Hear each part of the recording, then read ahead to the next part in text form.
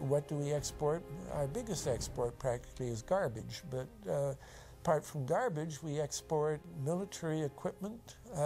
We have a special act which subsidizes, makes it possible for countries abroad to buy our armaments because it's too expensive to produce them for one country only.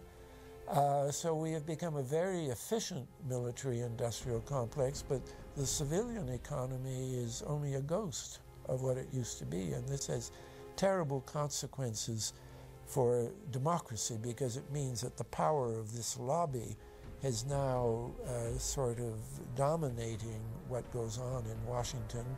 Through multinational corporations, global intelligence networks, out-of-control banksters, all under the veil of national security and black operations, the global elite have consolidated power on a massive scale over the last several decades.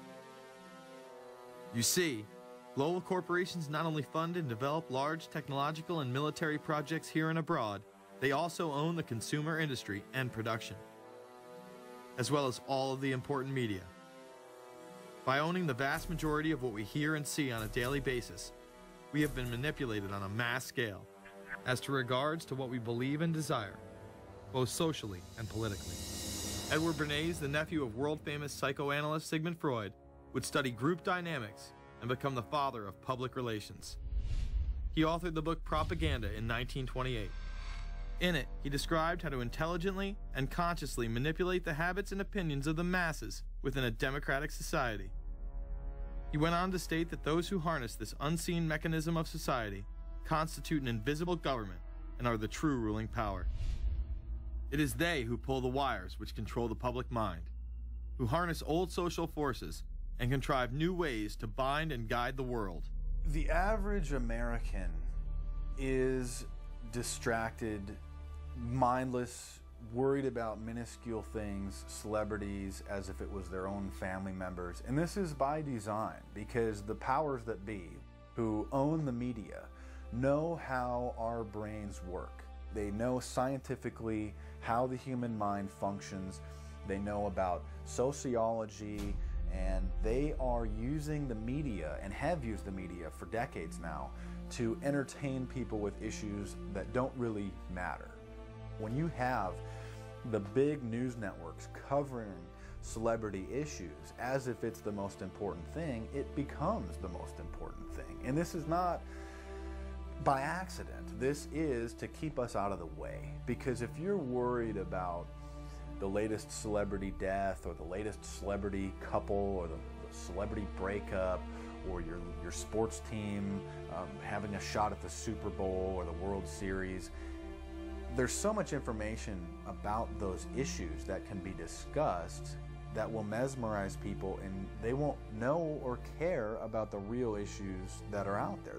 Well, I think this is just one more piece of evidence of the degree to which the media, supposedly the watchdogs, has become the gatekeeper of the system. Mainstream media are, first of all, nearly all of them corporations, nearly all of them now publicly held, part of the whole Wall Street financial system that they're supposed to report about objectively, but they can't. They, right now, in October of 2009, they are celebrating the recovery of the biggest banks in New York and saying that the recession is over. Of course, there are a few problems, like foreclosures are going on, unemployment is rising.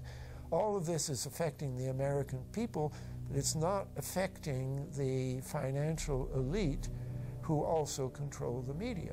Bernays successfully identified the invisible empire which controlled the minds of men. So as the populace is mesmerized and hypnotized by powerful behind-the-scenes forces, as they are distracted by the latest celebrity scandal, the newest cell phone, and their favorite sports team, this network disguises itself, remaining in the shadows.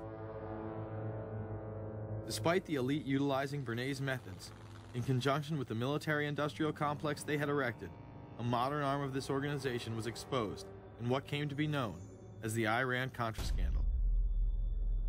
Essentially, black operations were not only caught dealing arms illegally and supporting South American dictators, but also smuggling drugs into the United States.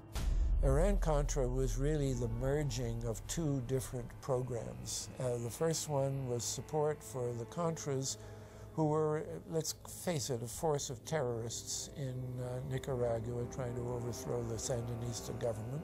They were being secretly supported by the CIA, and at the bottom of the whole thing was drugs. Iran-Contra was openly exposed by massive network coverage. How was it that in 3 years, a network Washington set up to run arms to the Contras wound up running cocaine into this country for the most vicious drug cartel in the world? At the same time, we were supposed to be fighting a war against drugs. But by the same token, I also smuggled my share of weapons in exchange for those illegal substances, with the full knowledge and assistance of both the DEA and CIA. Betzner says that in 1983 he flew weapons from Florida to El Salvador and drugs from Colombia to the Bahamas on the way back. In 1984, he says, he flew twice from Florida to Costa Rica and back.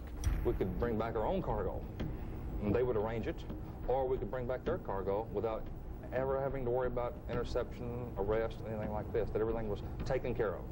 What kind of cargo were you talking about? Drugs. Tolliver says he had 2 meetings with this man, CIA veteran Rafael Quintero. Then in March of 1986, he says he flew 14 tons of weapons down to Honduras, to this Contra resupply base set up by the CIA. We take off from Tegucigalpa, Honduras, and we leave. To? South Florida. Where in South Florida? We landed at Homestead. Homestead? Air Force Base. This is the plane Tolliver says he used. The plane traces to a company that had a State Department contract to fly humanitarian supplies to the Contras. In addition to that, 3 dozen sources confirm the basic scheme. We can now report that long before that operation began, there was another operation to provide guns for the Contras, which was also against the law. In this operation, Americans and Israelis provided arms to the Contras, and then the same network smuggled drugs into the United States.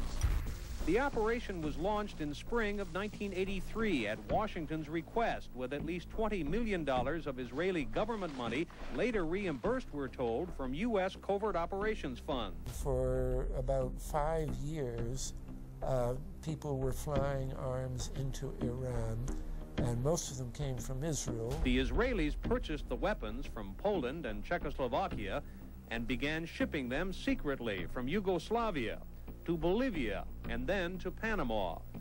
The Israeli liaison man there, this man, Michael Harari, until recently a close aide to Panama's strongman, General Manuel Noriega. You'd bring the ship into Colombia, you would load drugs aboard it, and you would bring those drugs back to Panama with you. But bringing that stuff into the United States, that was something else. I've never been so thoroughly disgusted with myself in my life. This network would also be involved in the October surprise.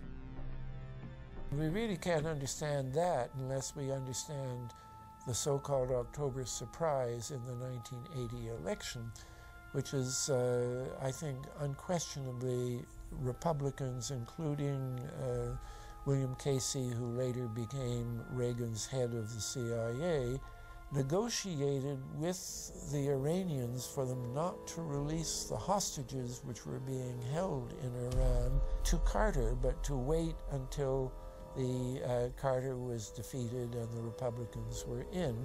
That is what actually happened, that the hostages were only released on the day that Carter left office and Reagan came in.